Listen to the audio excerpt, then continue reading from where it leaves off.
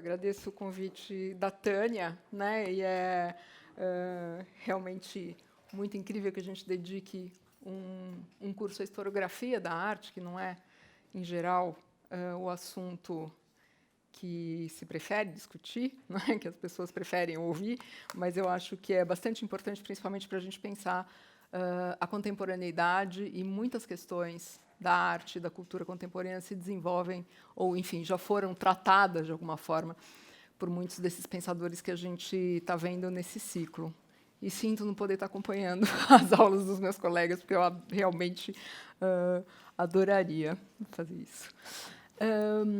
Já que a gente vai falar de um método, e de um método bastante criterioso, assim, que foi o método desenvolvido por esse historiador alemão aí nos anos 20, né, do século 20, eu também tentei ser um pouco metódica, digamos, né, para expor e para tratar do Panofsky com vocês. Eu vou, então, fazer uma pequena introdução. Eu vou organizar minha fala fazendo uma introdução um pouco à figura do Panofsky e às filiações intelectuais dele, digamos, para a gente um pouco situar esse personagem. E depois eu vou falar um pouco do método em si e de como ele explica, né, como ele coloca o método. E depois eu vou tratar especificamente de 2 casos de aplicação do método, né, para a gente entender um pouco mais, de uma maneira mais objetiva, acompanhar de uma maneira mais objetiva o raciocínio do Panofsky, como ele constrói a argumentação. E vou terminar um pouco com as críticas feitas, não é, ao método iconológico desse historiador, que é uma grande referência, enfim, para muitos pensadores até hoje. O Panofsky, então, como eu disse para vocês, é de origem alemã. Ele é nascido numa família judaica em Hannover, uma família de posses, digamos, né? Ele é muito bem nascido, o dinheiro da família vinha de minas de carvão da Silésia, enfim, o que permitiu a ele ter uma formação intelectual muito sofisticada para aquele momento. Ele estudou filosofia, literatura, filologia, história da arte, enfim, ele tem uma formação bastante extensa e dizem alguns biógrafos dele que ele se correspondia em latim com alguns dos seus colegas, enfim, para, digamos, exercitar, né, essa erudição, que era uma característica dele já desde jovem. E ele se forma, então, principalmente em Berlim e depois na Universidade de Freiburg. Mas falar, né, da figura do Panofsky, acho que nos faz pensar em 2 aspectos, 2 questões fundamentais para a gente entender os debates, como é que se desenvolvem os debates aí da teoria e da metodologia da história da arte durante o século XIX. Desculpa, durante o século XX. Primeiro, né, pensar nele faz a gente se questionar sobre a quantidade de informação que é necessária para a gente. É necessário a gente mobilizar, não é, para tornar uma obra de arte compreensível, e, por outro lado, a própria abrangência do domínio do estudo da história da arte, né? E esses debates variaram muito, acho que durante todo o século XX, entre visões que foram visões mais formalistas, não é? Visões mais focadas na decodificação da forma na obra de arte, e visões que a gente chama de mais contextualistas, não é? Que pensam a obra de arte num contexto um pouco mais amplo. E essas visões formalistas, eu trago aqui uma frase do Argan, que eu acho muito interessante, para definir, não é, essas correntes mais formalistas, e aí eu me refiro principalmente a Wolflin, enfim, todos os historiadores ou os teóricos que descendem, né, de alguma forma, do Wolflin, mas o Argan diz que eles estudam a formação da obra de arte na consciência do artista, né, e que o assunto da obra é um fato mais contingente. Então, né? A obra está um pouco isolada em si mesma, não é? E as visões mais contextualistas incluem desde a historiografia de cunho mais marxista, não é, que pensa ou que entende o objeto de arte dentro das suas circunstâncias, né, da produção e de produção e de recepção, né? Portanto, pensam a existência da obra na sua realidade social. E, ainda dentro dos contextualistas, a gente tem toda a corrente que se ocupa, portanto, do significado do assunto da obra de arte, do conteúdo da obra de arte, né? Ou seja, o que os objetos de arte significam e como eles significam alguma coisa. Portanto, ela parte, essas teorias mais contextualistas partem de um princípio que a atividade artística tem impulsos mais profundos ao nível do inconsciente individual e coletivo, não é? E, portanto, é inevitável a gente pensar que a história da arte, para esse grupo de teóricos, está entendida dentro de um contexto de uma história cultural, né? E que essa história é uma história cultural que não se elabora por meio de conceitos, mas que se elabora por meio de imagens, né? E que entende justamente forma e conteúdo como uma coisa só. Mais do que isso, quer dizer, enfim, é óbvio que, à medida que eu estou falando, vocês já devem estar intuindo, não é, que eu estou falando muito da corrente warburgiana, da história da arte. Eu sei que vocês ainda vão ouvir, enfim, uma das palestras, a palestra final desse ciclo vai ser especificamente sobre o Warburg.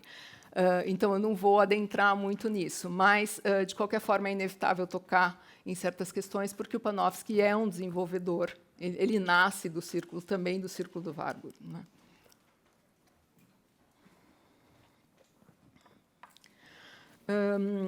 Então, como eu estava dizendo, essa história da cultura se organiza, então, não a partir dos conceitos, mas a partir dessas imagens, da conexão, principalmente. O que interessa para esses historiadores é a conexão entre a forma e o conteúdo, e a maneira como essas propriedades ou como essa forma se transforma ao longo do tempo, ou como ela evolui, é a pior palavra possível, mas como ela se desdobra ao longo do tempo, criando uma série de obras que constituem uma série conexa.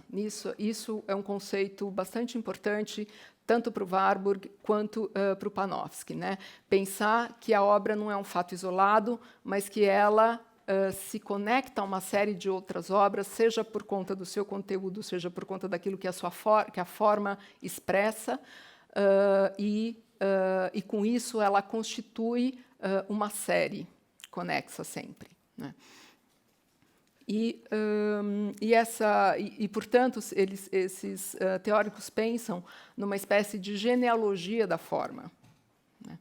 Como esse objeto vai variando, ou, enfim, como uma forma que está intrinsecamente ligada a um significado vai se deslocando e variando ao longo do tempo, e como essa forma aproxima objetos, né, uns dos outros, e esses objetos constituem, então, uma série da qual é possível traçar uma genealogia.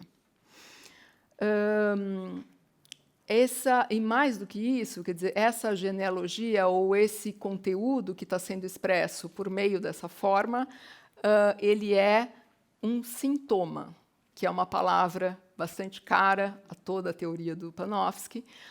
Ele é um sintoma de um espírito de época, daquilo que ele chama de uma visão de mundo, né?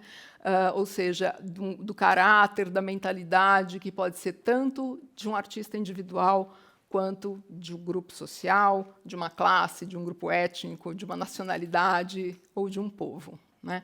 Então, essa fusão, nessa obra que é uma fusão de forma e conteúdo, essa forma, à medida em que você decodifica o significado e o conteúdo, esse conteúdo é um sintoma de uma coisa muito maior, que é uma visão de mundo específica de um certo momento, né?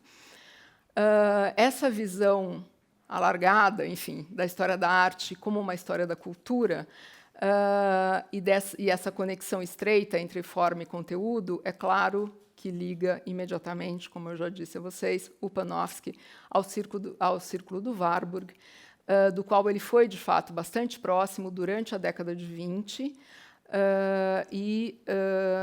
em Hamburgo, não é, especificamente, que é onde o Warburg estava sediado antes do seu instituto ser transferido para Londres, à medida aí da ascensão do nazismo na Alemanha. É curioso pensar também que esses teóricos todos são, né, têm aí uma origem comum, eles são todos de famílias judaicas da Alemanha, e todos eles são, de alguma forma, obrigados, né, a imigrar aí a partir dos anos 30, né, o que, de alguma forma, dispersa, né, esses teóricos por vários países do mundo. E a proximidade do Panofsky, especialmente com o Cassirer, com Ernest Cassirer, que é o autor de Filosofia das Formas Simbólicas, e é do Cassirer que o Panofsky vai extrair também um conceito que é bastante importante para ele na formulação das suas argumentações, que é o valor simbólico de uma obra de arte, né? E como também ele é bastante próximo do Fritz Saxel, que é o continuador, digamos, a pessoa que de fato salva, de alguma forma, né, a biblioteca e o instituto do Warburg e transfere, ele é digamos, o continuador, de fato, que transfere toda a biblioteca e todo, enfim, o instituto de pesquisa para a Universidade de Londres, onde ainda hoje o Instituto Warburg existe. O Panofsky, então, se aproxima desse grupo, como eu disse, nos anos 20, quando ele se transfere para lá, assumindo a cadeira de História da Arte da Universidade de Hamburgo. E, antes disso, o primeiro trabalho de pesquisa dele tinha sido um trabalho sobre a teoria artística do Dürer, né? Então, eu elenquei aqui para vocês algumas das principais, não são todos, tá? São algumas das principais publicações do Panofsky. E, como vocês veem, a dissertação dele, escrita aí aos 22 anos de idade, é sobre a teoria artística de Dürer, que é o que lhe vale, então, uma titulação, não é? E essa dissertação já é publicada em 1915. E depois, para assumir esse cargo da História da Arte na Universidade de Hamburgo, ele o faz com um trabalho dedicado ao Michelangelo, que permaneceu desconhecido até pouco tempo. Foi um manuscrito descoberto agora em 2012. A partir daí, as outras, né, publicações vão situando um pouco o universo de interesses do Panofsky, não é? Que diz respeito, sobretudo, ao período do gótico tardio e do Renascimento, especialmente nos países do norte, né? O que também já aponta para uma coisa bastante importante das teorias do Panofsky, que dizem respeito a um conceito que ele vai desenvolver finalmente nessa publicação de 1960, que trata de renascimento e renascimentos na arte ocidental, né? Isso é um conceito bastante importante, porque é claro que se tinha uma visão um pouco mais blocada, né, do Renascimento italiano, principalmente o Renascimento florentino, como sendo quase que um uníssono, assim, que se dissemina pela Europa, e o Panofsky o tempo todo tenta provar que, na verdade, não se trata de um renascimento, mas se trata de vários renascimentos que vão acontecendo em vários pontos diferentes da Europa, e cada um com suas próprias características, né? Então, ele relativiza, com esses estudos, um pouco essa noção de que, pronto, o Brunelleschi inventou a perspectiva, tudo mudou e todos os florentinos começaram a pintar do mesmo jeito, e isso se espalha como uma febre pelo resto da Europa. Não, né? Ele relativiza bastante esse conceito. E o Dürer vai ser um objeto, né, de pesquisa do Panofsky durante a vida toda dele. Ele vai publicar, em 23, uma monografia que ele escreve justamente com Fritz Saxo, especialmente sobre a melancolia, né, sobre aquela famosa gravura do Dürer, daquela figura com uma pedra enorme do lado. Enfim, acho que é uma imagem bastante conhecida, deve ser familiar para vocês. E depois, mais para frente, já vivendo nos Estados Unidos, para onde ele se muda em 34, já vivendo nos Estados Unidos, ele vai publicar, enfim, outra, A Vida e Obra de Dürer. Enfim, vai ser um assunto que vai ocupar o Panofsky por praticamente pela vida toda. Dois trabalhos mais teóricos, que não dizem respeito especificamente a uma obra de arte, mas a conceitos, né, são o Idea, que ele publica em 24, que é, digamos, uma reflexão sobre o conceito de belo a partir de Platão até o Renascimento, e depois a perspectiva como forma simbólica, que é um dos assuntos que eu vou tratar mais especificamente com vocês, em termos de a gente entender como é que ele aplica o método iconológico a um conceito e não a um objeto, né?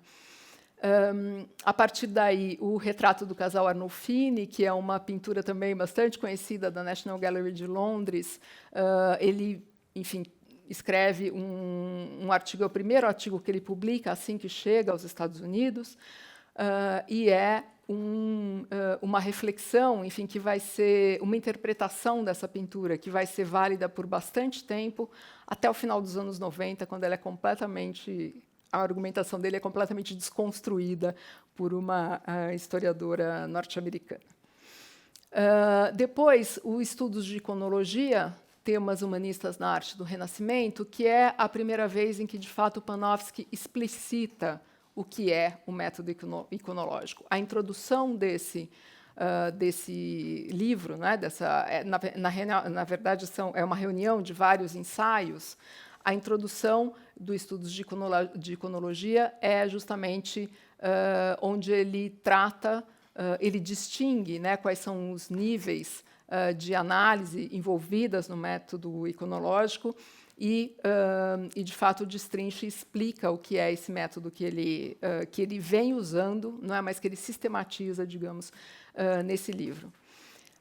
Depois ele vai, a partir daí, ele vai dedicar então a carreira dele digamos, a livros de mais fôlego, não é? Se dedicando a pensar temas mais largos, como a pintura primitiva nos Países Baixos ou Renascimento e Renascimentos na arte ocidental, e esse livro bastante importante, que é Saturno e a Melancolia, estudos de história da filosofia natural.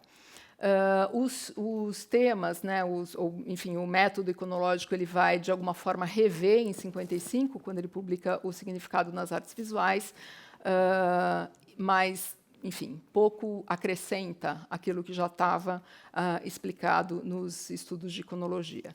Então, como eu disse a vocês, é do estudos de iconologia que eu vou escolher um ensaio para a gente ver como ele aplica o método a uma obra específica, e depois a gente fala um pouquinho sobre a perspectiva como forma simbólica, que é um livro até bem difícil de ler, mas, enfim, que vale a pena conhecer.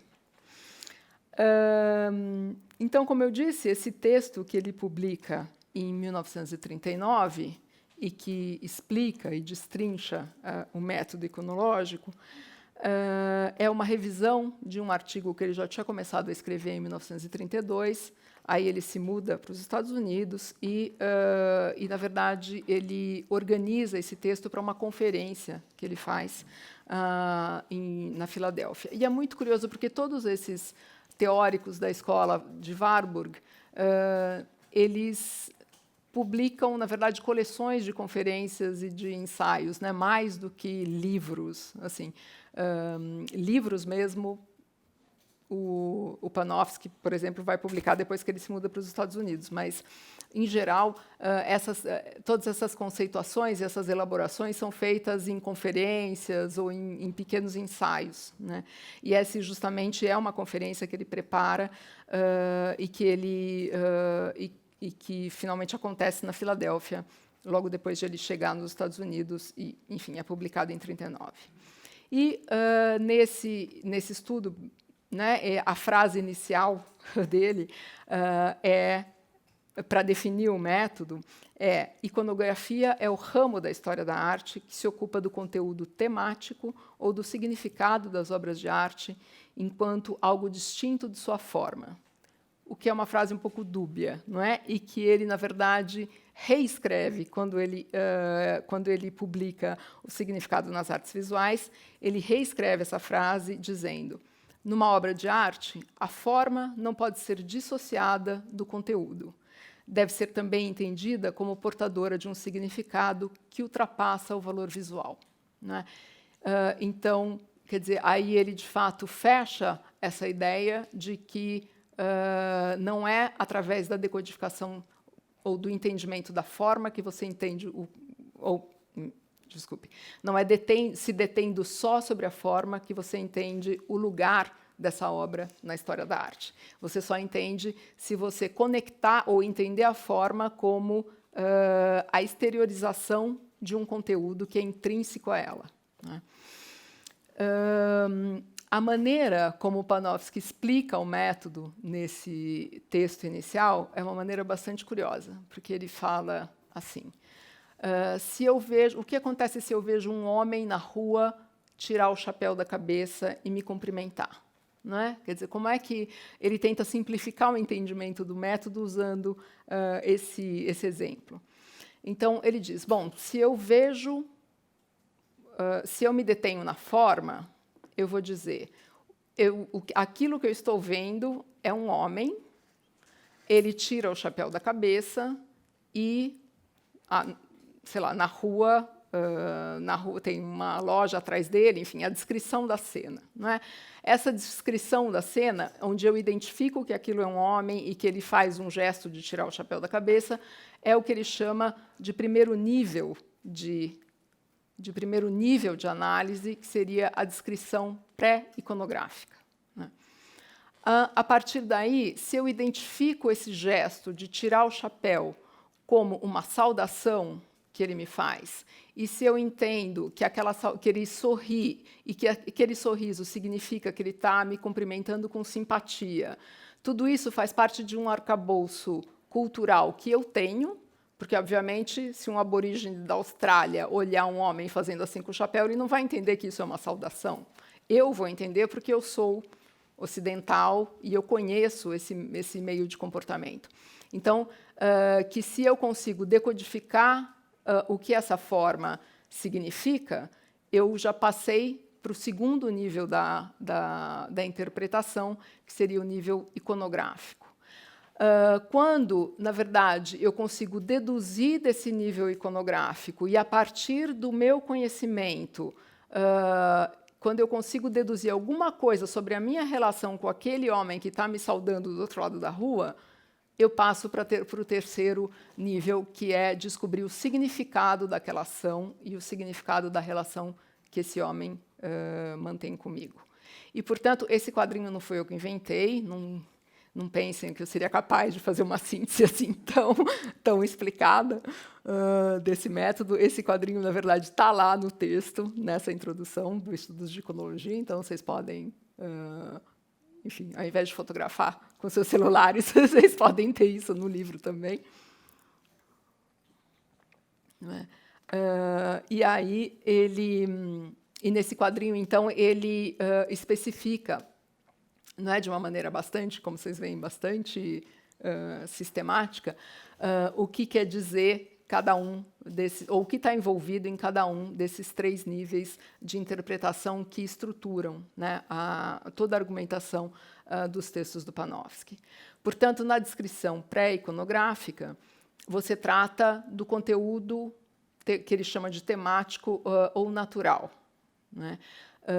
E que, portanto, é perceber que aquilo que eu estou vendo é um homem numa rua, numa calçada, que está sol, que, enfim, ele tirou o chapéu, essas coisas. E que isso corresponde, então, a uma descrição pré-iconográfica, que isso parte da minha experiência prática, da minha familiaridade com os objetos e ações, e que você proceder, não é, a essa descrição pré-iconográfica diz respeito a uma história que é uma história do estilo, né?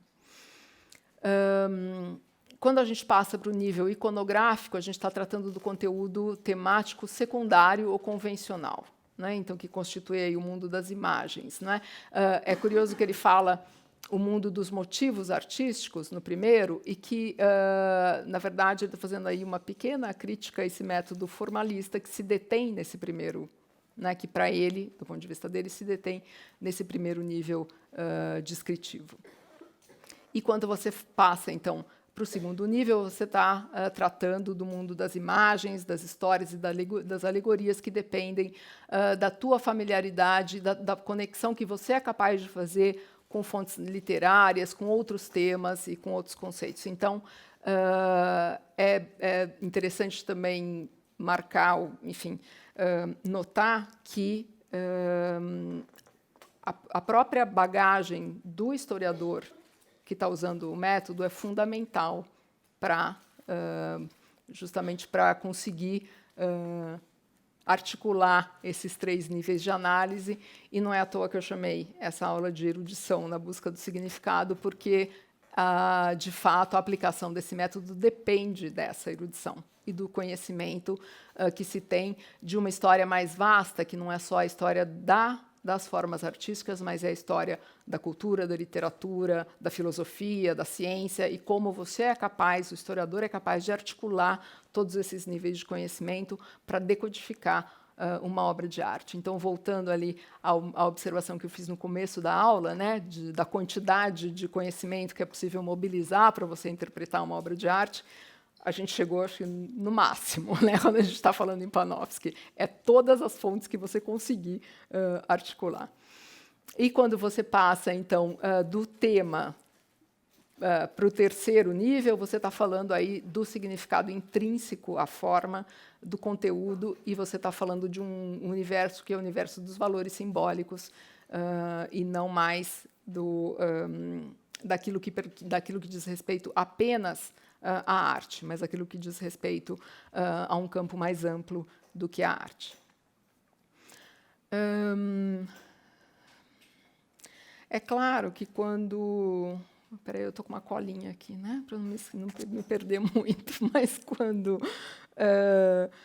a gente fala nessa decodificação dos temas, eu acho que é fácil perceber que esse é um método que se aplica muito mais adequadamente à interpretação da arte figurativa, obviamente, e, particularmente, desse espectro, não é, temporal em que o Panofsky se concentra, que é um pouco antes do Renascimento, o pré-Renascimento, o Renascimento e talvez o início aí do maneirismo. Ele é um método um pouco difícil de ser aplicado. É óbvio que é possível, tem vários historiadores que fizeram isso, né? Um pouco adaptando o método ao seu objeto. Mas, do ponto de vista de ser estritamente panofskiano, ele é um método que se aplica muito mais a essa arte europeia, figurativa, desse período especificamente. E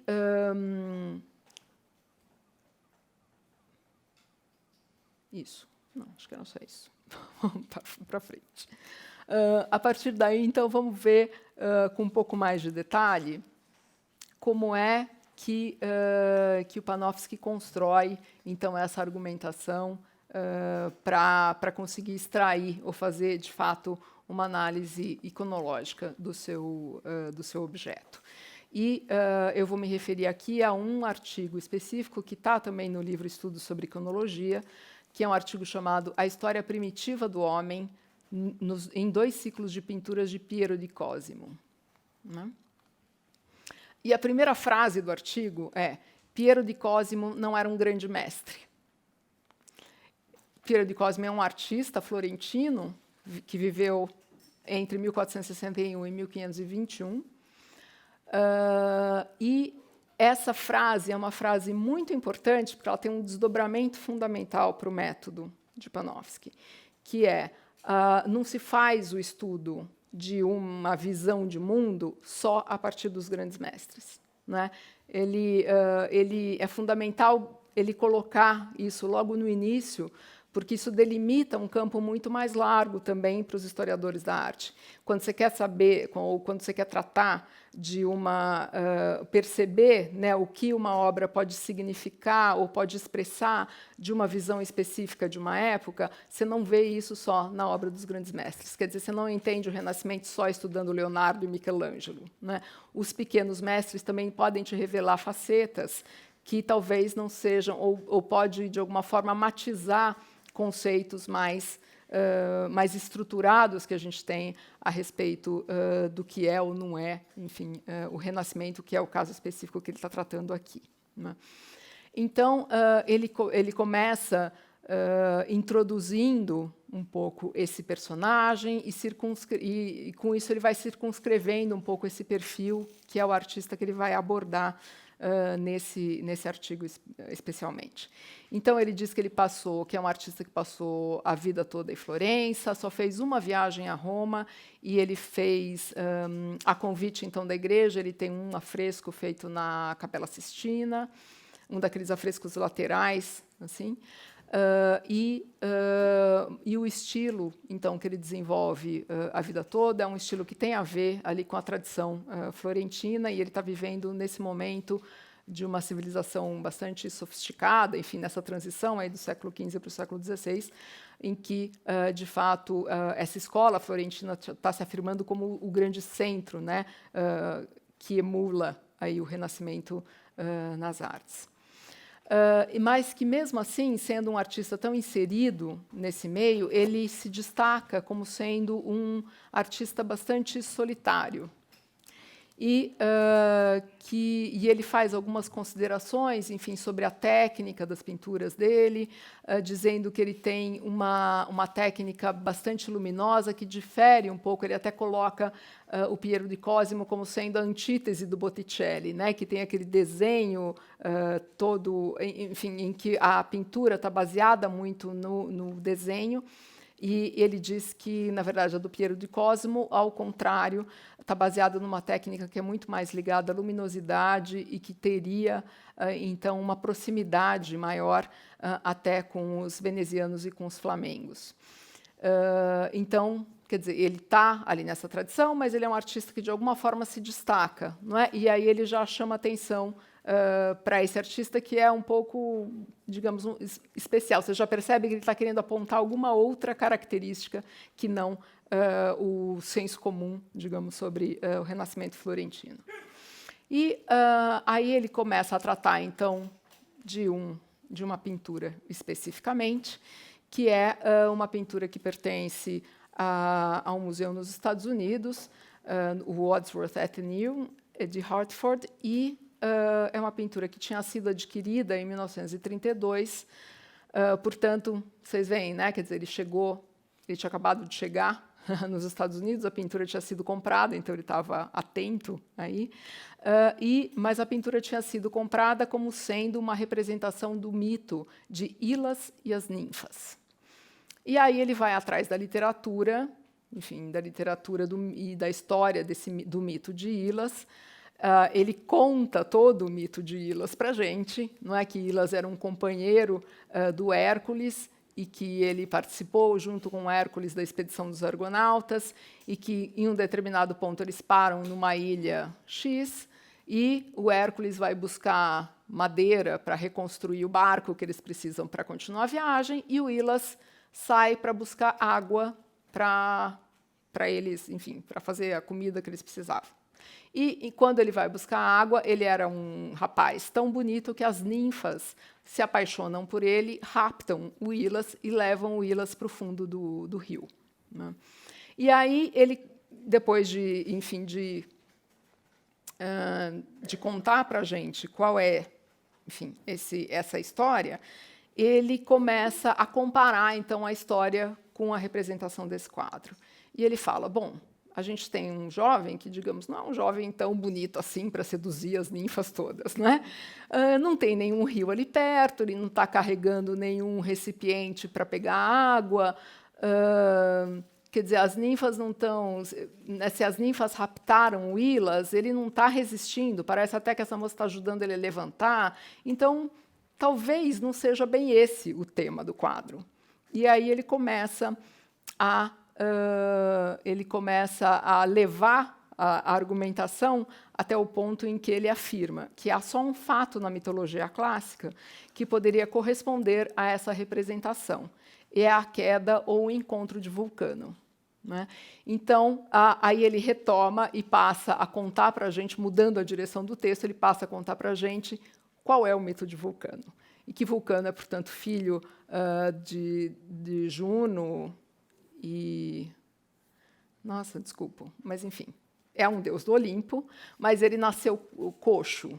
Então, Juno não conseguia aceitar o fato de que o filho dela fosse coxo, e ela joga ele do Monte Olimpo, e ele despenca na terra, né? E ele cai justamente numa ilha, que é a ilha de Lemnos, e essas moças, enfim, que também são ninfas, e estão no campo colhendo flores. De repente vem esse deus cair do céu e cair ali no pé delas, então elas de alguma forma se ocupam dele, não é? E cuidam de Vulcano, e Vulcano é criado então nessa ilha de Lemnos por essas ninfas. E aí ele vai descrevendo esse mito até ele dizer, só pode ser esse momento, essa pintura só pode representar esse momento em que Vulcano despenca na ilha de Lemnos. E, portanto, ele reatribui ou ele altera a identificação dessa pintura. E, para isso, ele vai argumentando, enfim, não é que ele diz tão rápido quanto eu disse para vocês, não é? Ele vai recorrendo e puxando aí as fontes, sei lá, do Virgílio, de todos os autores clássicos, até ele dizer, olha, todos os autores dizem a mesma coisa, portanto, isso só pode ser, enfim, só pode ser isso que eu estou contando para vocês. E quando ele fala do... Né, eles se perguntam em um certo momento, mas por que ele pintaria, então, esse mito de Vulcano? Né? O que quer dizer? Qual é o significado que a gente pode extrair dessa pintura? E aí ele diz o seguinte, que Vulcano é o deus do submundo, né? É o que mantém a forja, é o que forja metais no subterrâneo, não é? Ele é... Quer dizer, os vulcões são controlados por ele, ele é, portanto, a personificação do fogo, e que, portanto, criar Vulcano significa, na mentalidade do Renascimento, alimentar o fogo, e que o fogo é aquilo que permite ao homem a manufatura, né, de objetos, porque é a partir do fogo que você forja, por exemplo, metal, que você faz a comida. Então, ela permite, o fogo permite a agregação de pessoas em torno dele e, portanto, a formação de comunidades, e a partir da necessária convivência entre as pessoas de uma comunidade nasce a linguagem, e que, portanto, o fogo é responsável por constituir uma ordem social. E que essa visão, de alguma forma, contraria a Bíblia, não é? Porque, se você pensar que a Bíblia afirma que as comunidades nasceram, né, de um casal, né, do Adão e Eva, quer dizer, não é, de alguma forma, essa visão que ele está deduzindo da pintura do Piero di Cosimo é uma visão que contraria a narrativa, enfim, a narrativa bíblica. né? Mas, de qualquer forma, essa visão tem também um fundamento teórico naquele momento, e que ele identifica como sendo a teoria do evolucionismo epicúreo, não é, que está expresso num livro chamado De Rerum Natura, de Lucrécio. Portanto, vocês veem a volta não é, que é possível dar, assim, ou que o Panofsky consegue dar para, de fato, estruturar a sua argumentação. E que, justamente, essa teoria concebia a humanidade não como uma criação, né, ou uma supervisão, uma criação divina, e que essa humanidade seria, portanto, supervisionada, de alguma forma, por seres divinos, mas em função de um desenvolvimento e de uma noção de progresso contínuos, né? E, justamente, ele, então, marca essas duas visões de mundo que prevalecem nesse mundo do Renascimento desse período, né? Que são duas formas de entender essa vida primitiva do homem. Um primitivismo mais idealista, que entende a vida primitiva como uma idade de ouro perdida, né? Essa visão um pouco mais bíblica, né? Da queda de um estado de graça, que se vivia no paraíso, etc., e que isso foi, de alguma forma, em algum momento se destruiu, né? E um outro que entendia a vida primitiva justamente por meio do progresso técnico e do progresso intelectual, né? O avanço da humanidade como um processo natural e uma civilização que começa, portanto, a partir da descoberta do fogo, né? E aí, esclarecido, então, esse mito, esclarecido o que é essa representação e conectando essa representação ou fundamentando essa representação em teorias correntes na época, o Panofsky começa, então, a ampliar o seu campo e a construir a tal da série conexa a que essa obra pertence, né? Sempre na opinião dele.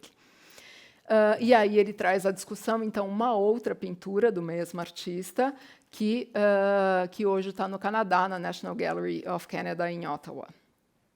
E ele, então, constrói a hipótese de que essas duas pinturas são um par. O que a gente está vendo nessa segunda pintura é a construção de uma casa primitiva ali no fundo, não é? Você tem uns troncos de árvores sendo juntados, mas você já nota que os personagens têm instrumentos nas mãos, né, para fazer essa construção, e que justamente esse tipo de representação ele já identifica, né, no maior tratado de arquitetura, um dos mais importantes tratados de arquitetura que prevaleciam ali no Renascimento florentino, que era o Tratado do Vitrúvio, não é? O Vitrúvio é um arquiteto da Antiguidade Clássica, e justamente a obra dele é recuperada nesse momento em Florença, e as ilustrações que se fazem nesse momento para o texto do Vitrúvio são muito influentes, né, em termos de iconografia para toda essa geração florentina. E, portanto, esse fundo, não é, da pintura do Piero di Cosimo corresponde exatamente a uma das ilustrações do Vitrúvio.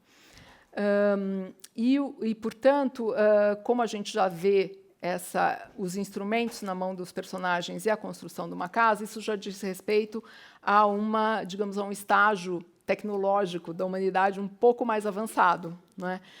Em que existe, portanto, uma comunidade, como vocês podem ver representados aí nessa família, não é? Você tem o marido, a esposa e o filho, quer dizer, já está sinalizado que existem comunidades, que existe uma ordem social e que existe um certo avanço tecnológico. E, justamente, esse personagem sentado aqui, não sei se eu sei usar isso, podia tentar.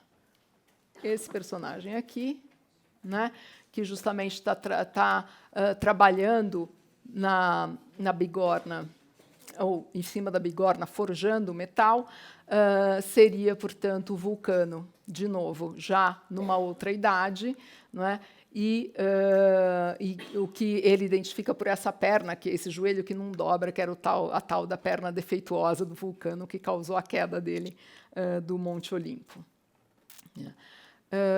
E justamente ele está forjando então uma ferradura, e esse rapaz aqui, não é, sobre o cavalo, está interessado, olhando diretamente aqui para a ferradura que está sendo feita pelo Vulcano.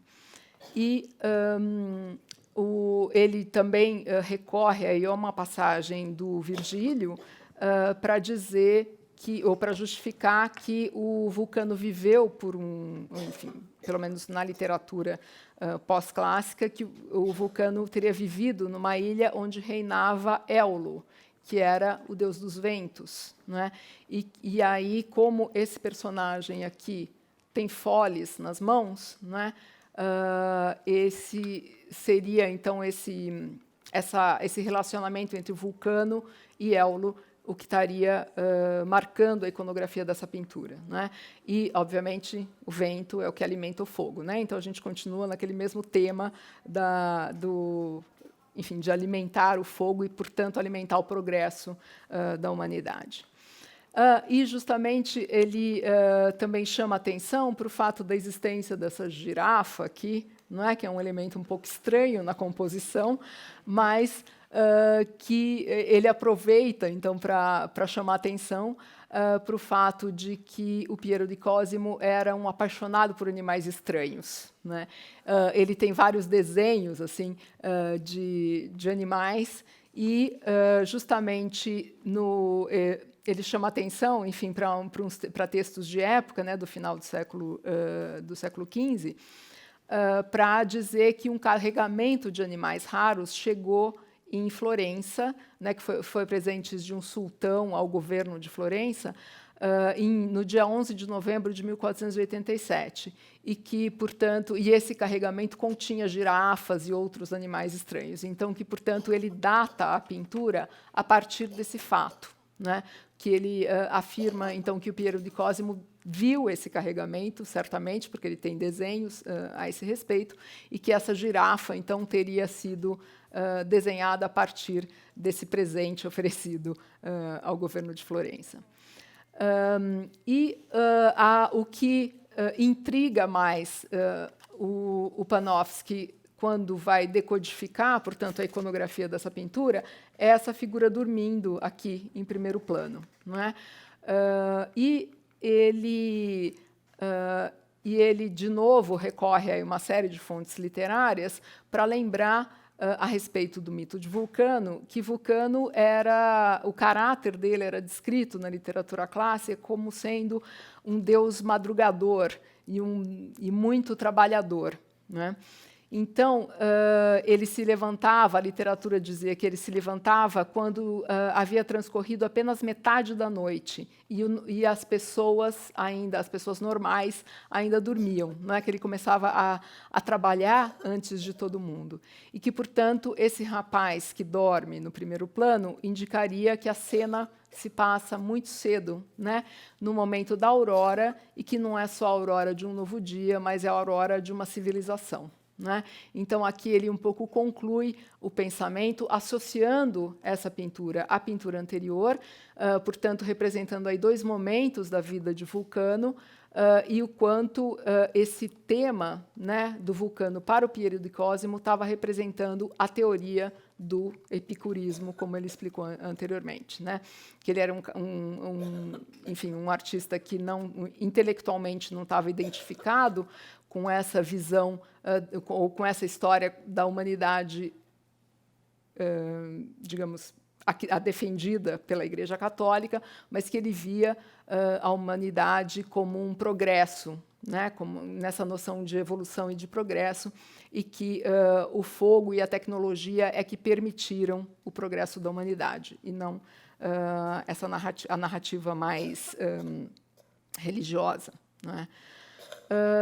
E a partir daí, ele ainda, além de conectar essa pintura com a pintura anterior, ou de criar, não é, a conexão entre as duas pinturas, ele ainda levanta a possibilidade de existir uma outra obra sobre a vida do Vulcano, que está mencionada no Vasari. Né? O Vasari, vocês sabem, o pai da história da arte, no autor das vidas dos artistas, e ele, então, no Vasari, identifica uma passagem em que o Vasari menciona a existência de uma pintura do Piero di Cosimo que trata de Vulcano, Vênus e não me lembro mais quem, enfim, 3 deuses, e que isso seria, então, um estágio posterior ainda a essa pintura que a gente está vendo aqui. Então, que seria um terceiro momento desse desenvolvimento da humanidade. Não é?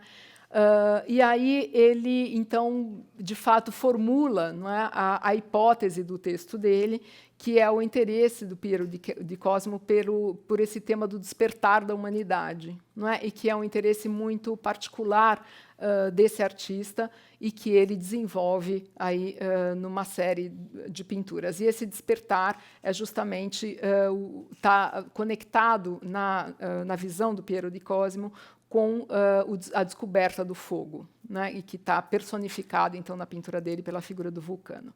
E aí ele começa, então, já que criou essa primeira série, ele começa a ampliar essa série conexa e trazer outros elementos para fundamentar essa argumentação, que é digamos, o argumento principal do texto dele. Não é? E aí ele se refere, então, há 2 painéis, 2 pinturas de autoria do Piero di Cosimo, pinturas um pouco mais tardias, e que dizem respeito ao mito de Prometeu. Né? Também, como vocês podem ver, cada uma dessas pinturas está num lugar diferente, né? Está num museu diferente. Então, isso é interessante nessa era pré-internet, não é? Ele conectar todas essas informações que estão distantes, né, fisicamente entre si também, né? O que quer dizer que ele mantinha ali um arquivo bastante extenso, né, de possibilidades. Enfim.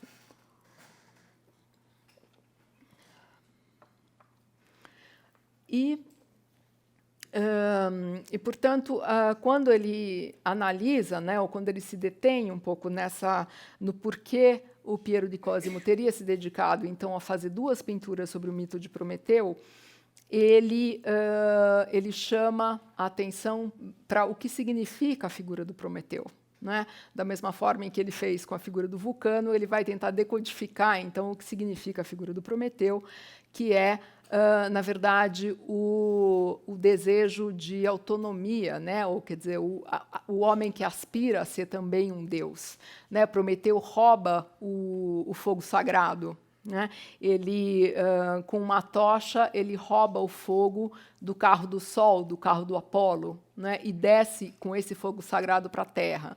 Portanto, a leitura que o Panofsky faz é de que o Vulcano representa uma fase de desenvolvimento tecnológico e o Prometeu representa uma fase em que o homem aspira a ser Deus, na verdade. Né?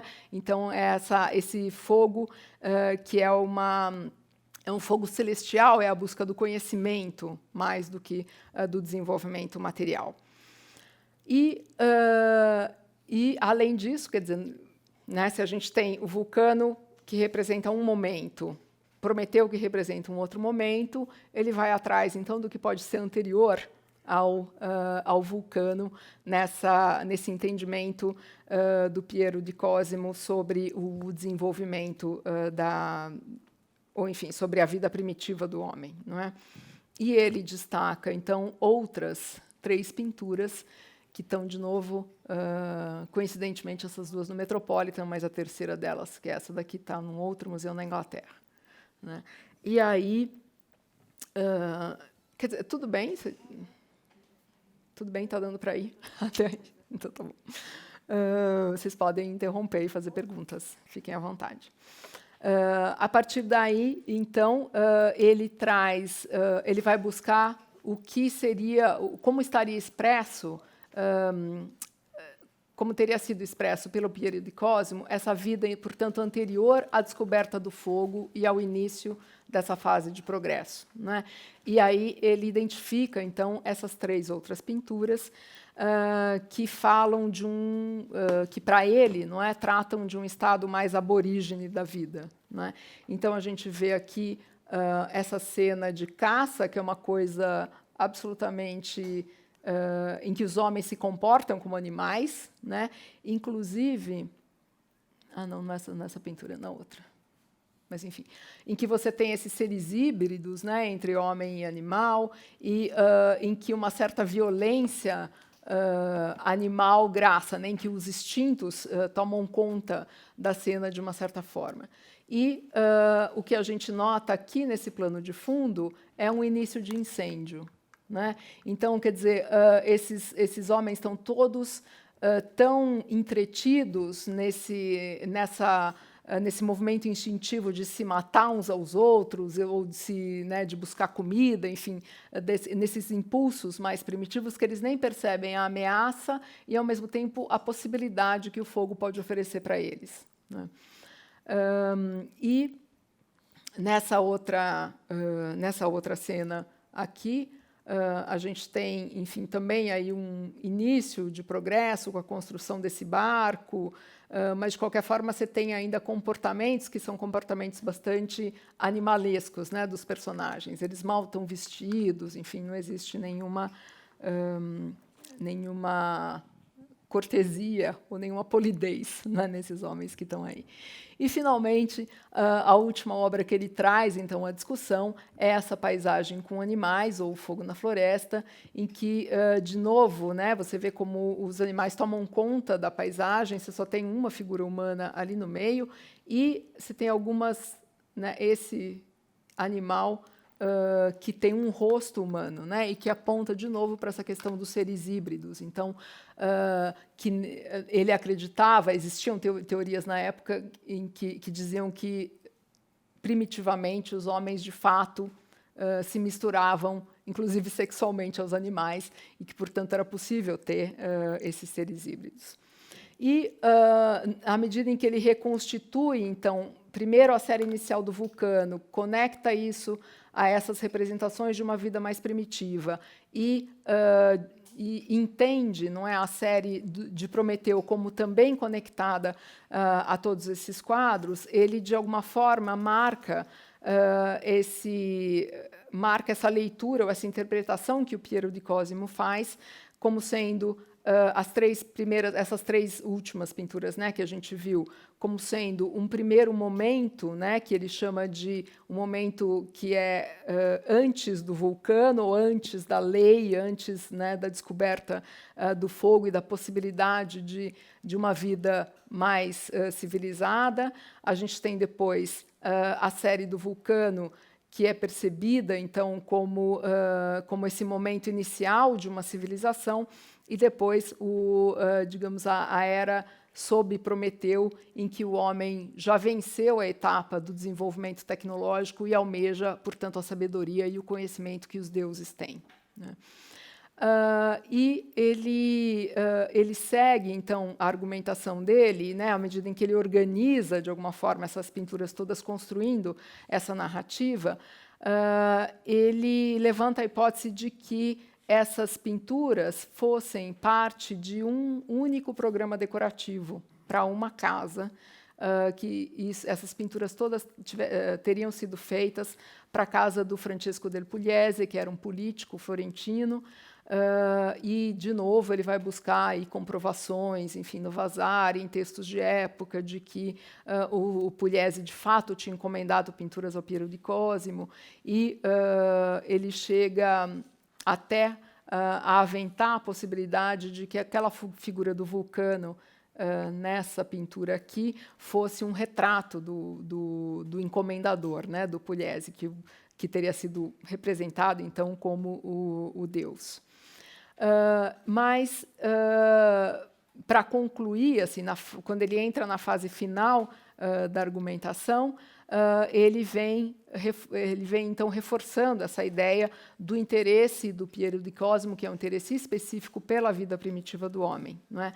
e cita então uma série de outras pinturas que ele realizou, enfim, e que ele também associa, não especificamente a essa série, mas associa a esse interesse do Piero di Cosimo para, digamos, pela aurora da civilização, né? E vai também destrinchando aí a iconografia de todas elas no sentido de comprovar isso. E a conclusão dele é que a conclusão ele enfim, resume, digamos, numa frase em que ele diz: como Lucrécio, né, ou como essa teoria do epicurismo, o Piero di Cosimo concebia a evolução humana como um processo devido às faculdades e talentos inatos da espécie humana. E para simbolizar essas faculdades e talentos, assim como as forças universais da natureza, seus quadros glorificam os deuses e semideuses pagãos que não eram criadores como o bíblico de Jeová, mas que simbolizavam e revelavam os princípios naturais indispensáveis para o progresso da humanidade. E aí, embasado nisso, então, ele recorre à descrição da personalidade mesmo do Piero di Cosimo que o Vasari faz. E o Vasari, então, pinta, né, ou descreve o Piero di Cosimo como sendo um personagem bastante peculiar, era um homem que não gostava da companhia de outros homens, que vivia muito solitário, que detestava a vida na cidade, detestava as orações dos monges, os tocar dos sinos, então um homem que já de alguma forma não se relacionava bem, não é, com a doutrina católica e com toda essa visão mais religiosa da vida, que era um recluso e, inclusive, que ele detestava comer comida normal das pessoas, que ele comia ovos cozidos, que ele cozinhava aos montes, assim, e que ele achava que não podia colher frutas, porque não podia interferir nos processos da natureza. E que, portanto, sempre o Vasari, né, dizendo que ele vivia uma vida mais bestial que humana, né? Portanto, aí ele acaba, então ele fecha a argumentação, né, que ele iniciou, deduzindo então que esse gosto pela vida primitiva e pela natureza no Piero di Cosimo não está então transfigurada em evocações poéticas, né, de um tempo dourado perdido, mas que que é um interesse que se manifesta inclusive na própria vida dele, não é, que é vivida por ele. De alguma forma, eu não fiz nada, eu juro. Bom, enfim. E ele justamente compara, né, que essas pinturas dele, embora seja uma iconografia bastante estranha, daqueles seres híbridos, não sei o quê, ele não tem nada a ver com o Bosch, por exemplo, né, porque não tem nada de fantástico na pintura dele. É uma pintura absolutamente, nesse sentido, realista. Assim, não são seres irreais, são seres que ele acredita que realmente existiram. E que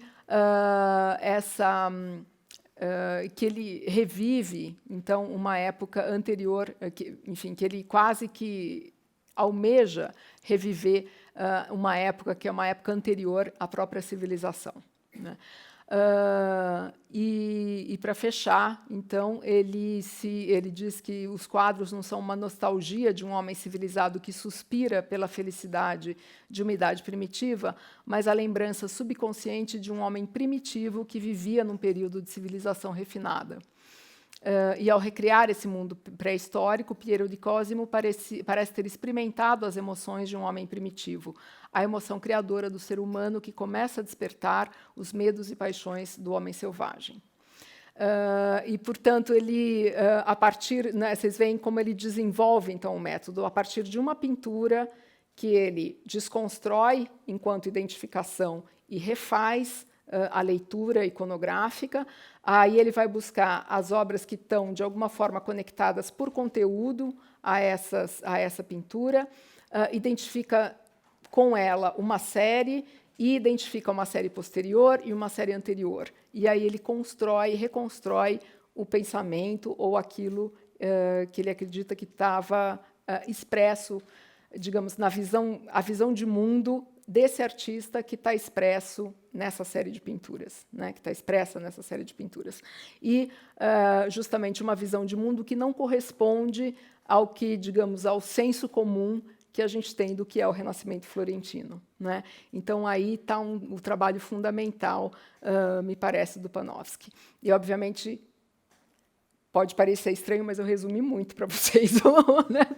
Toda a argumentação. Quer dizer, em cada passo que ele dá na dedução, ele fundamenta com um monte de texto, enfim, de autores, né? Nada é deduzido gratuitamente, né? Cada um desses elementos, cada passo que ele dá na argumentação, ele reconstitui aí uma série, um pensamento que está principalmente nos textos filosóficos e nos textos literários de época.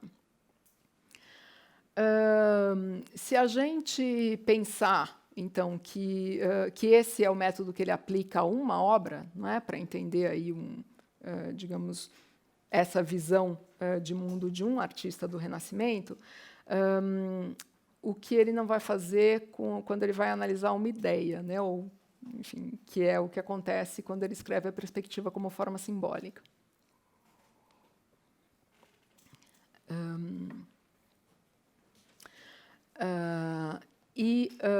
Ele vai pensar, então, a perspectiva, ele vai tomar, não é,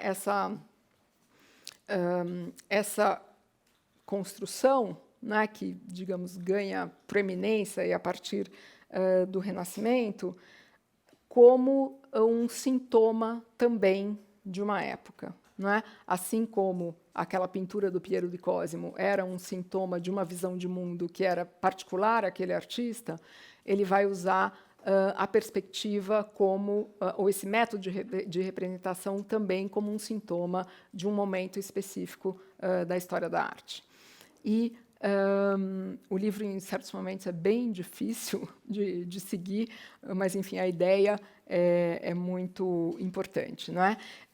Ele entende, portanto, a perspectiva como uma certa iconografia do espaço, né? Não é mais uma iconografia que você decodifica elementos, mas ela mesma é uma iconografia do espaço que, para ele, não difere de uma iconografia, sei lá, da Vênus ou de Nossa Senhora, né, do que quer que seja. E realmente um dos textos mais importantes, eu diria, do Panofsky, no sentido de que ele ultrapassa aí os limites do que a gente entende como sendo a história da arte mais convencional, né?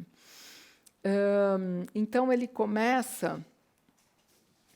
o ponto de partida dele é o estudo que ele já tinha feito, como eu disse a vocês, sobre o Dürer, né, sobre as teorias artísticas do Dürer, e é a partir da definição do Dürer de que a perspectiva é o ver através, né, de alguma coisa, ele começa, então, a reconstituir o que, teoricamente, se definiu como sendo perspectiva por vários autores no Renascimento.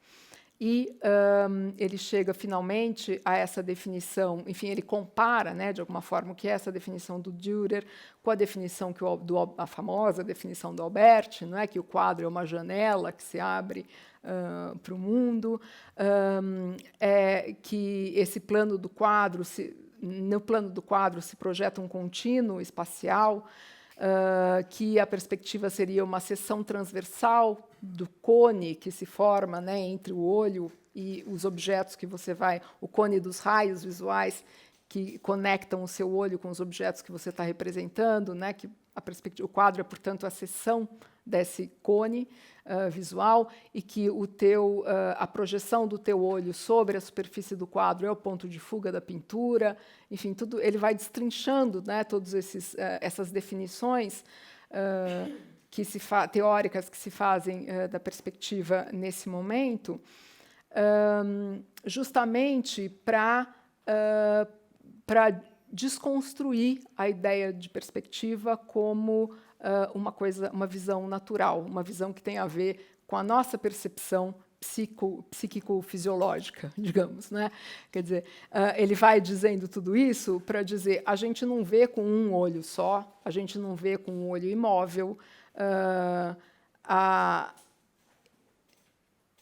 que portanto, reconstrução, essa seção, né, do cone visual, ele não é uma apropriação da imagem óptica que a gente tem, porque a imagem que se projeta no nosso olho se projeta numa superfície convexa, não numa superfície plana, e, portanto, ele vai né, desconstruindo, ele recupera teoricamente tudo o que você diz sobre a perspectiva e, a partir dos argumentos colocados, ele vai desconstruindo a ideia da perspectiva como um processo natural de visão, né? Ele delineia, portanto, esse assunto, ressalta que a perspectiva não é uma reprodução da realidade, que, portanto, ela é uma construção e é um modo de interpretar a realidade e que, por isso, ela pode ser entendida, então, como um sintoma de uma visão de um momento, né? Então, todo o primeiro capítulo ele usa justamente para desnaturalizar essa noção e para dizer isso é uma construção tanto quanto a pintura do Vulcano, né? Assim, a gente pode decodificar também, do ponto de vista da iconologia, essa construção.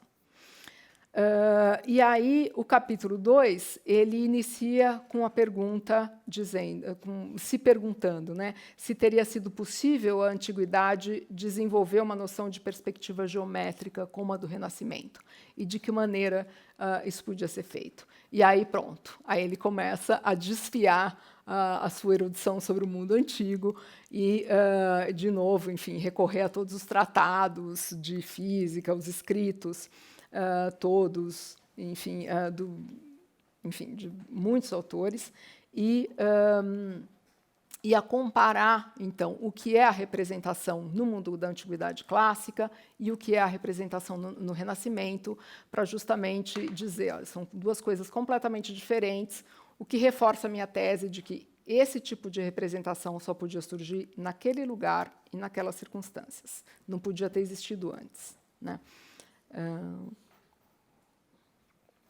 E aí ele chama a atenção para o fato de que na Antiguidade, nas representações, né, da Antiguidade, não existia, por exemplo, o espaço entre os corpos, né? Quando a gente vê aquelas urnas, aquele espaço entre um corpo e outro é um espaço abstrato, né? Não é um espaço concreto, e que, portanto, é por aí que ele vai marcando essa diferença entre a representação do espaço na Antiguidade e no Renascimento.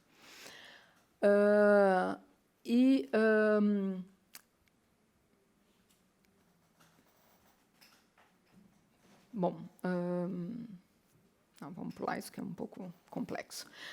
O capítulo 3.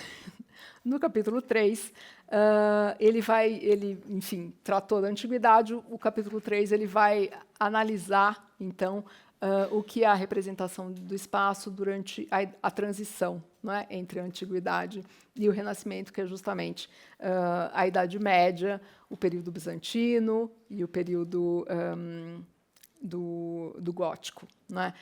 E nesses três momentos, ele vai, então, distinguindo, a partir de imagens, distinguindo o que é a relação de figura-fundo, como é que é construído o espaço entre os corpos, como é que se percebe, que se insinua, não é, o desenho, e como vai se eliminando, pouco a pouco, essa noção de um ilusionismo espacial, né? Principalmente no momento em que as figuras, as representações se encaixam dentro da arquitetura, né? O que acontece muito no período gótico, e que, portanto, não existe um espaço a priori, né? Esse é o grande, digamos, argumento que ele traz a partir desse capítulo 3, que o espaço é construído a partir de um posicionamento de figuras e que, portanto, não existe um espaço a priori em que as figuras se colocam. Dá para entender isso que eu estou dizendo? Né? Acho que, às vezes, é um conceito um pouco complicado, mas o que ele quer dizer é que, num quadro do Renascimento, se você retirar as figuras, o espaço está lá desenhado, você entende o que é aquele espaço que contém a narrativa, e que, no período anterior ao Renascimento, esse espaço não pré-existe, ele resulta justamente da sobreposição de todos os elementos que compõem a narrativa, né? e que, portanto, então ele vai, de novo, né, desenvolvendo aí toda essa argumentação, passando por todos esses períodos, com todas as fontes literárias possíveis, para, então, levar a gente a deduzir essa questão de que o espaço não pré-existe, né, nesse momento. E aí ele chama atenção, especialmente, para o Van Eyck no mundo flamengo, né, como sendo o pintor que, pela primeira vez, consegue realizar essa questão da existência, ou de uma possibilidade de dimensionar o espaço onde a cena se passa. E aí ele cita especialmente, é uma pena que eu não trouxe as imagens aqui, mas talvez vocês se lembrem, uma representação de Nossa Senhora do Van Eyck, em que a Nossa Senhora está entronizada, assim, no centro da composição, e dos pés dela sai um tapete, assim, em diagonal, né, ou em perspectiva, justamente, né? Então, esse primeiro plano da pintura se abre para o observador, é quase como se o observador fosse convidado a entrar na cena, e justamente o desenho do tapete em perspectiva permite que a gente tenha uma noção do que essa dimensão que separa o observador da Nossa Senhora, que é o tema da pintura, não é? Então, ele atribui ao Van Eyck essa primeira possibilidade de se dimensionar o espaço onde a representação acontece. E no Sul, obviamente, quer dizer, isso acontecendo lá isoladamente na Flandres com Van Eyck, e no Sul essa mesma elaboração sendo iniciada pelo Brunelleschi e pelo Alberti, não é? Então, a gente tem os renascimentos acontecendo simultaneamente, e o quanto simultaneamente vai se desenvolvendo, portanto, um método em que é possível racionalizar matematicamente ou construir matematicamente esse espaço antes de se pensar enfim, ou independente de se pensar a representação. Não é bem independente, acho que eu não expliquei direito. Quer dizer, é claro que as duas coisas são pensadas ao mesmo tempo, mas de modo a que a gente, olhando a pintura, consiga intuir qual é a dimensão daquele espaço onde a narrativa está contida, né? E que, portanto, é esse modo de representação que está surgindo aí simultaneamente no norte e no sul da Europa, estão ligados, finalmente, aí a gente chega à grande conclusão do capítulo 4, né, depois de passar por todos esses períodos históricos, a gente chega finalmente à dedução dele, então, a análise cronológica, né, da perspectiva como sendo a expressão concreta de um avanço no campo da epistemologia e da filosofia natural. Quer dizer, o que ele quer dizer com isso? É que, nesse momento, ocorre uma superação da concepção da antiguidade com relação à representação do espaço, e ao que ele chama, né, finalmente, da superação de uma visão aristotélica do espaço, que até então centrava ali, enfim, entendia o cosmos tendo como centro absoluto a Terra e, por limite, a esfera celeste. E ele fala que, nesse momento em que surge a perspectiva, surge também o conceito de espaço infinito, né? E que está prefigurado, então, em Deus e corporizado na realidade do mundo, né? Então, essa é a grande conclusão, quer dizer, a visão de mundo que ele encontra expressa na elaboração desse método geométrico e matemático de se dimensionar o espaço na representação pictórica, ele identifica com essa superação de uma visão da antiguidade com relação ao que é o mundo, ao que é o cosmos, ao que é o universo, né? E que, portanto, essa possibilidade de se medir o espaço em que a gente vive e de entender esse espaço como parte de um espaço que é um espaço infinito, né? E que, portanto, enfim, é uma mudança que ele identifica como sendo uma mudança de uma visão com relação ao universo, esvaziado de teologia, como ele diz, né? Que o espaço passa a se compor então, finalmente de 3 dimensões, e que esse espaço contém, então, ou tem a possibilidade de conter todos os corpos.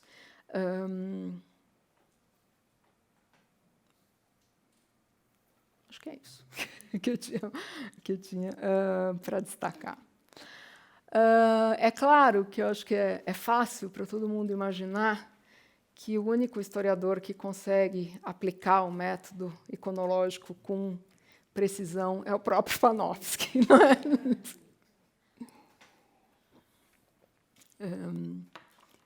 Essa, digamos, necessidade, né, de um conhecimento muito extenso dos textos da antiguidade, dos textos medievais e de todas essas fontes, né, que são fontes para além das fontes visuais, as fontes também literárias, filosóficas, etc., é um privilégio para poucos, né? Então, de fato, eu acho que nenhum historiador conseguiu, depois dele, ser tão eficaz, né, na aplicação do seu próprio método. Mas, obviamente, o método foi, enfim, até hoje, serve como suporte para a interpretação que se faz, enfim, na história da arte em muitos historiadores, principalmente, acho que especialmente nos Estados Unidos, nos anos 60, nos anos 70, o método foi muito influente e eu diria que no Brasil, principalmente no final dos anos 70 e anos 80, assim, a gente tem vários exemplos de estudos, enfim, que se ligam a certas noções, né, que o Panofsky traz no método. Então, eu não diria exatamente na aplicação do método nos seus 3 níveis de análise, mas há conceitos como a história da arte não se faz só com os grandes mestres, ou a necessidade da criação das séries conexas, a noção de que é um conceito muito, acho que muito até poético, eu diria, que o Panofsky coloca, é que uma imagem ela não é só fruto de uma experiência empírica, né, do artista, mas que ela carrega em si memórias que o artista mesmo não tem, às vezes não tem consciência, não é? Então, de que a obra expressa não só aquilo que conscientemente o artista quer expressar, mas também um arcabouço de memórias e de formas que estão internalizadas nele e que ele então manifesta, digamos, mesmo que inconscientemente, numa obra. Isso, enfim, é uma noção panofskiana que está muito presente em várias análises posteriores. Algumas das críticas importantes que se fazem ao método do Panofsky dizem respeito, por exemplo, a essa valorização dos artistas que não são os grandes artistas, e que isso talvez possa levar a colocar em pé de igualdade um grande gênio, sei lá, com um artista mais medíocre, não é? Em que é difícil, se você usar, digamos, a metodologia ao pé da letra, que essa questão da qualidade é difícil de discernir, não é? Porque como ele está interessado naquilo que é subjacente, né, naquilo que é inerente à obra, não necessariamente quer dizer que a obra tenha uma grande qualidade artística, que é até o caso do Piero di Cosimo, como a gente viu, né? Digamos que, pensando nele no universo florentino, vamos combinar que ele não é aí um grande pintor. Então, essa questão da falta de distinção, né, da qualidade artística é um elemento que se critica bastante na teoria panofskiana.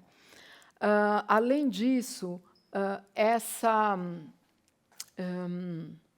digamos, essa recorrência grande do Panofsky aos textos, né, ou basear muito a argumentação dele nas fontes escritas, que isso, de alguma forma, fragiliza, né, a argumentação dele, no sentido de que não necessariamente aquilo foi uma fonte para o artista. Não necessariamente o artista teve contato com aqueles textos ou tinha consciência daqueles textos que ele usa para decodificar o significado. E que, portanto, apesar, enfim, da grande erudição, que os tratados, os escritos, nem sempre a gente não pode garantir, né, que eles tenham sido, de fato, fontes. Por outro lado, se critica muito também o subjetivismo, né, do método, porque, como vocês podem ver, ele depende excessivamente da própria bagagem cultural do historiador que faz a análise e que, portanto, leva, então, a interpretações que podem ser interpretações excessivamente subjetivas. Quando a gente vê aqui essa explicação, né, do método iconológico, né, da terceira fase, o terceiro nível de análise, ele fala que tem que se basear numa intuição sintética, né? Então, isso pode levar, essa intuição sintética, enfim, pode levar a um excessivo subjetivismo na hora de interpretar uma obra. E que, na verdade, essa visão do Panofsky pressupõe um entendimento de que a cultura é um processo contínuo, que todos os fenômenos culturais estão, de fato, intrinsecamente conectados, como quando, na verdade, nem sempre precisa ser assim, né? Quer dizer, é um pressuposto que talvez seja um pressuposto um pouco equivocado, no sentido, não necessariamente as coisas estão conectadas ao mesmo tempo, né? A literatura pode estar apontando para outros caminhos, enquanto a arte está explorando aspectos diversos, entende? Então, não necessariamente o sintoma que ele identifica é um sintoma totalizante, né, que pode se definir totalmente um arcabouço cultural de uma certa época ou de um certo artista. Portanto, eu diria que esses aspectos são os que mais sofrem críticas, né, no sentido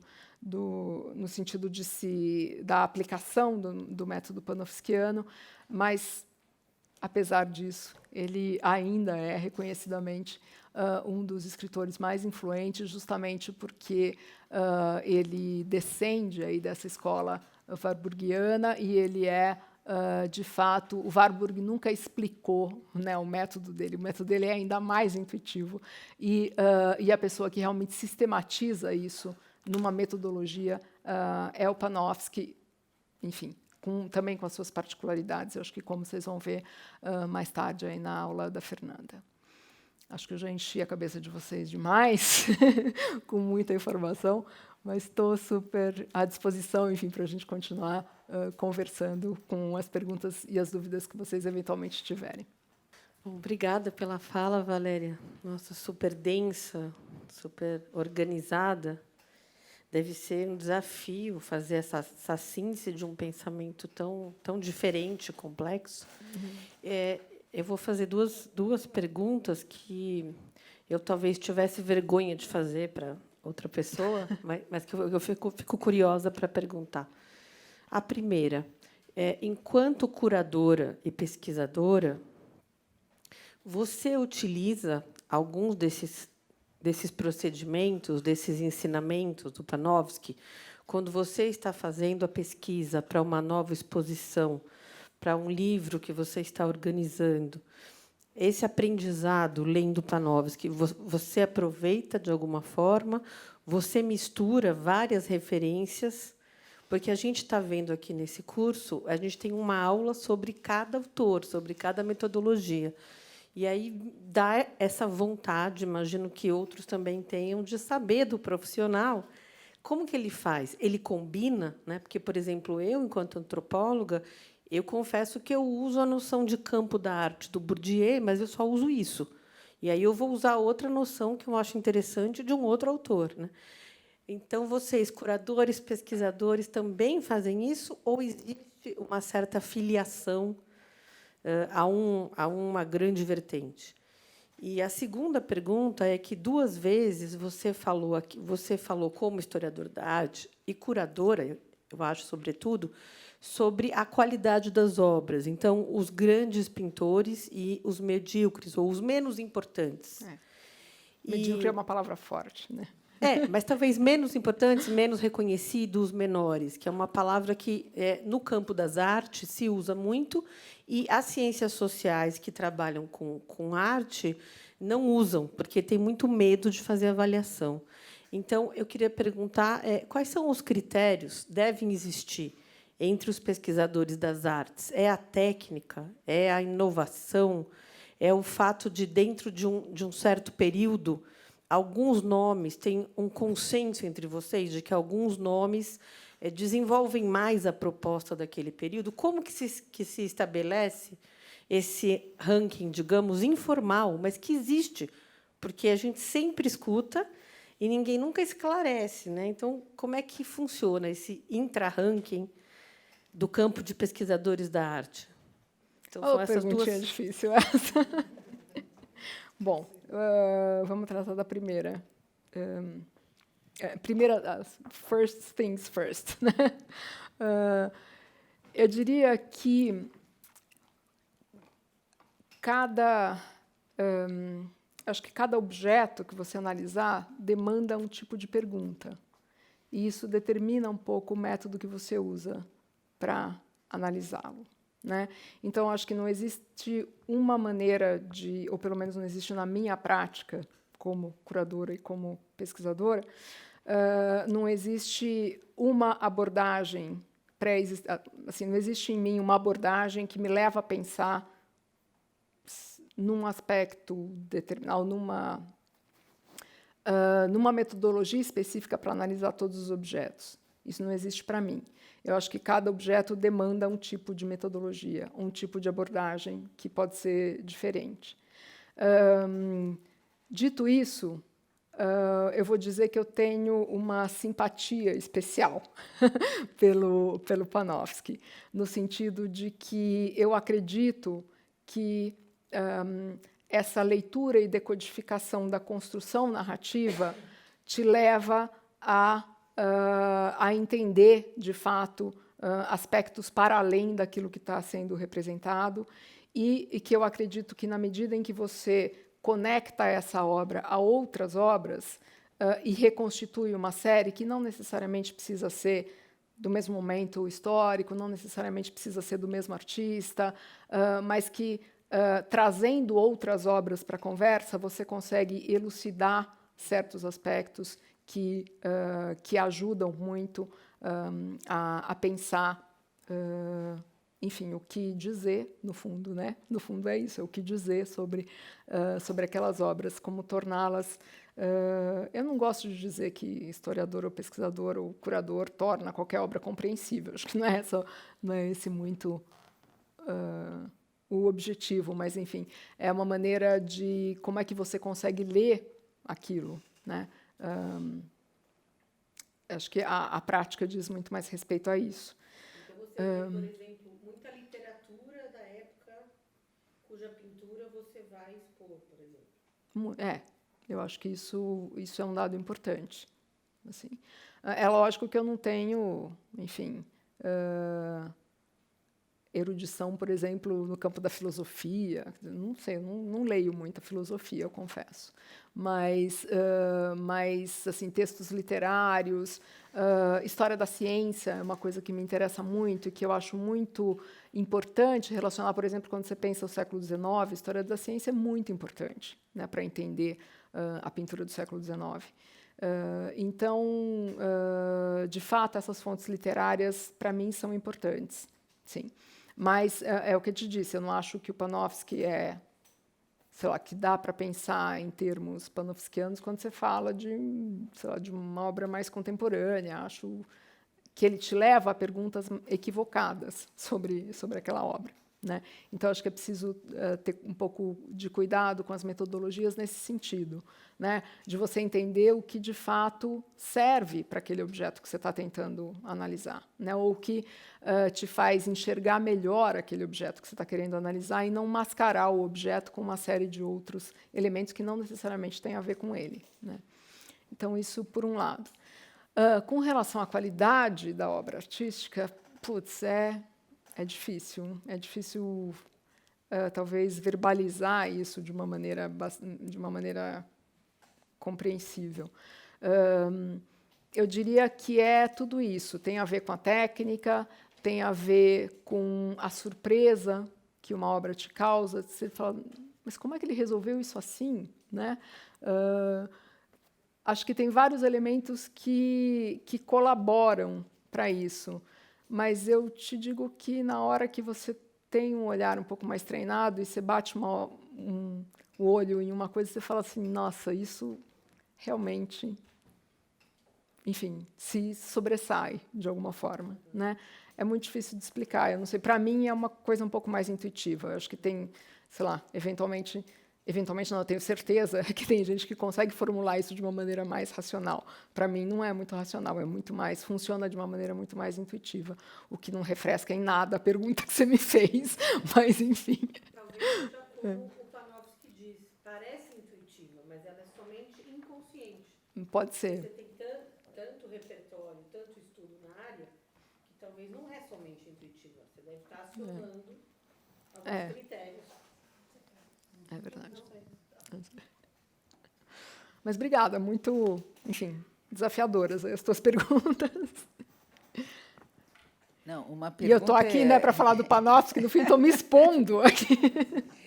Uma pergunta bem assim que me deixou curiosa, eu acho que algumas pessoas, quem é a historiadora americana que desconstruiu o casal Arnolfini? Só para entender, você fala que ele analisa bastante, é uma obra que todo mundo conhece, todo mundo tenta analisar também, né? Quem é e de que forma ela faz. E você falou um pouco desse estudo da melancolia, agora saiu o livro do Starobinsky sobre a melancolia. O que diferencia, né? Você viu alguma coisa nesse sentido de melancolia, o que cada um, tá? O Warburg também fala. Como é que é essa história da melancolia mais para o Panofsky, né? Pensando... Eu acho que ele, salvo engano, é o primeiro autor que vai buscar, enfim, essas fontes, explicar do ponto de vista das fontes clássicas, né, decodificar do ponto de vista das fontes clássicas, aquele quadro matemático como sendo uma sugestão ou uma alusão à astrologia, e, enfim, ele vai ligando...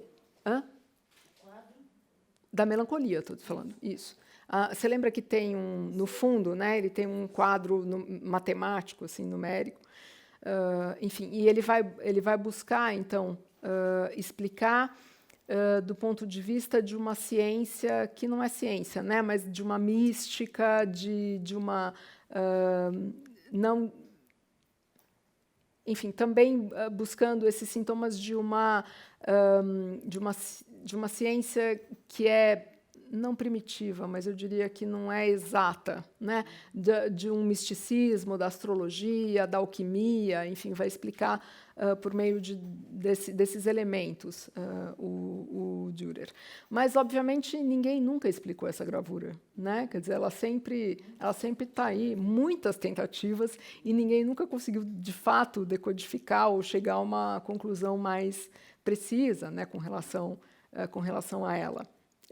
Mas a análise do Panofsky se baseia muito nessa visão mais mística, né, da melancolia.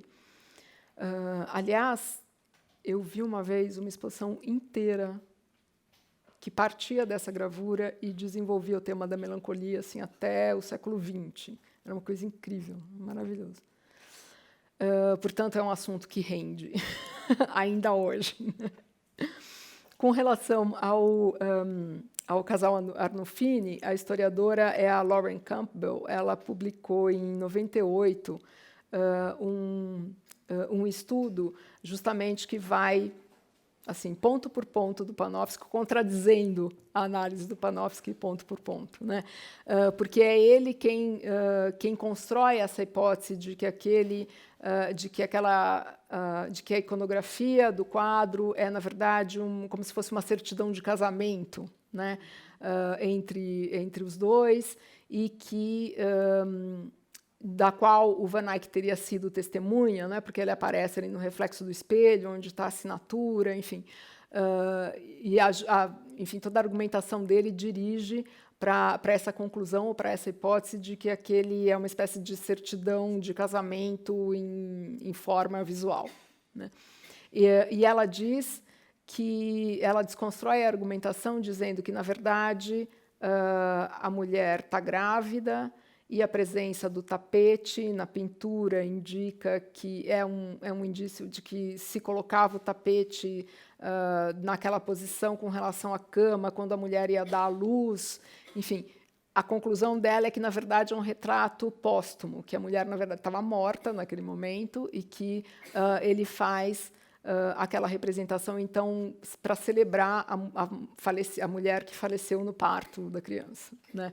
Então, enfim, usando outras fontes, ela chega, portanto, a essa outra conclusão, né, com relação à pintura. Mas, digamos que isso foi em 98, né? Quer dizer, a interpretação do Panofsky está vigente aí há 50 anos, né? Só agora é que alguém ousou desconstruir a argumentação dele e a leitura, a interpretação que ele faz desse quadro.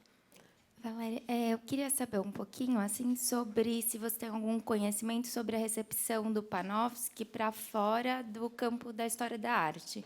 Então, assim, porque me parece que ele é um autor que acaba sendo lido por muitos campos, né? Então, hoje de manhã eu estava lendo um texto do Bourdieu em que ele cita o Panofsky, né? Então, acho que queria te ouvir um pouquinho a esse respeito. E pensando aqui, né, nesse quadro que você trouxe, me parece que até hoje a gente usa muito a descrição iconográfica e a pré-iconográfica e a iconográfica para analisar as obras de arte, né? Isso está em muitos autores. E me parece que a crítica, né, e o distanciamento tem muito mais a ver com o plano iconológico, que eu acho que a gente está num período em que as grandes verdades elas são sempre vistas, né, com um pouco de negatividade, enfim, a gente sempre está preocupado mais com essas discussões plurais, e talvez seja justamente por isso que um método vai sendo reavaliado e colocado um pouco de lado, não sei. Queria te escutar um pouco a esse respeito. Não, acho que você tem toda a razão quando você diz que grande parte das análises se detém muito mais nos dois primeiros níveis, né, da análise que o Panofsky propõe, mas porque justamente esse terceiro passo, né, esse passo além, é que depende desse, digamos, desse arcabouço, né, que você traz com você. Então, é pouca gente que consegue dar esse passo de maneira adequada, e eu diria de maneira perfeita, só ele mesmo, não tem mais ninguém que consegue fazer isso. Mas você tem toda a razão nesse sentido. Eu diria que, é claro, na medida em que o Panofsky pensa em termos de uma história da cultura, ele é considerado por historiadores, é considerado por antropólogos, enfim, ele é um autor lido para além do campo da história da arte, certamente. E daí também vem muito das críticas, né, que se fazem a ele. O Peter Burke é um historiador que fala muito mal do Panofsky, assim, né, justamente por questões metodológicas, assim, porque ele acha que o método é extremamente subjetivo e que se um outro autor for analisar a partir das mesmas fontes a mesma obra, vai chegar a deduções diferentes, né? Então, ele não considera que o Panofsky consiga chegar digamos, a argumentações que sejam absolutamente isentas, né? Enfim, mas, de fato, ele extrapola, sim, e vários autores de outras áreas se referem a ele, com certeza. Então, tá, acho que é isso. Super obrigada pela atenção de vocês. Espero que vocês não tenham cansado demais.